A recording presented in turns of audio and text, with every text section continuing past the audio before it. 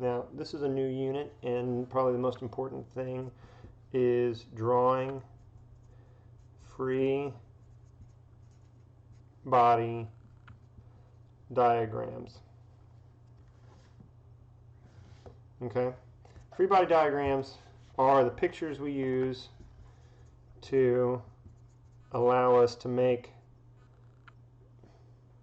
better sense of the problems that we're doing. Free body diagrams. Okay? So we're going to start off with a couple of word problems that I'm going to make up on the fly, and we're going to draw the free body diagrams that would go along with it. Okay? So let's say boy pulling sled with a force of, let's say, 5 newtons. Sled is 6 kilograms, and the boy pulls for 30 seconds. We want to know the acceleration and the change in displacement over that period of time. Okay, so it seems like we have two items in this problem. It seems like we have a boy and it seems like we have a sled, but we're not interested in whatever is applying the force normally. We are interested in the thing that is having force applied to it. Okay, we can tell a few things that would allow us to make this jump as well. We're told the mass of the sled, so we're not really given much to go on as far as the boy goes. So we can reasonably assume that they mean the sled. So here we go with our free body diagram. Right there. There's my box. I'm going to call it my sled. And we have a force being applied that way. We know that its mass is 6 kilograms. Let's go ahead and write that down. Mass 6 kg. And the force right here, Fa, equals 5 newtons. Okay, excellent. Now, we also know that we have a gravity force and a normal force that is going into this as well, because it is sitting on the ground. But nowhere in this problem are we given an indication that there is any vertical movement, any up or down movement. So we can go ahead and write our assumption that the normal force is equal and opposite to the gravity force.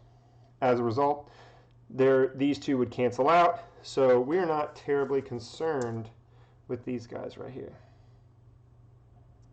They're still there. We just don't need to worry about them. So let's go ahead and strike them out just so we don't get confused. Okay, so the only force we need to worry about is this guy right here. And now we can get started in our summation equation. The sum of forces along this direction is equal to the mass times the acceleration. Okay, and we only have the one force, so it's force A equals mass times acceleration. And now we can just plug in our numbers. We know our force A, which is 6 newtons, or no, 5 newtons. 5 newtons. And we know our mass is 6 kilograms. We are looking for our acceleration. Divide both sides by 6, and we have an acceleration of 5/6 meters per second squared. Okay? That's our acceleration. Now,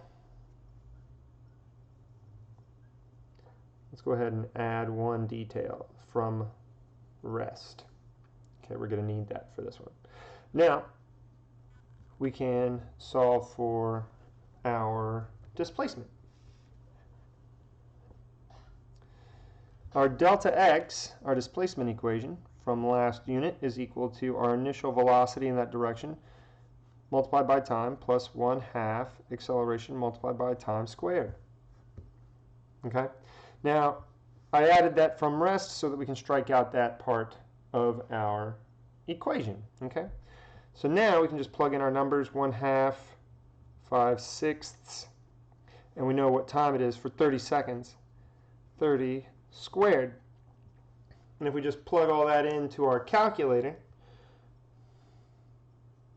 0.5 times 5 divided by 6 times 30 squared equals 375 meters. Okay? And all of that was possible because we had drawn a good picture and we were able to understand the forces and where they were applied.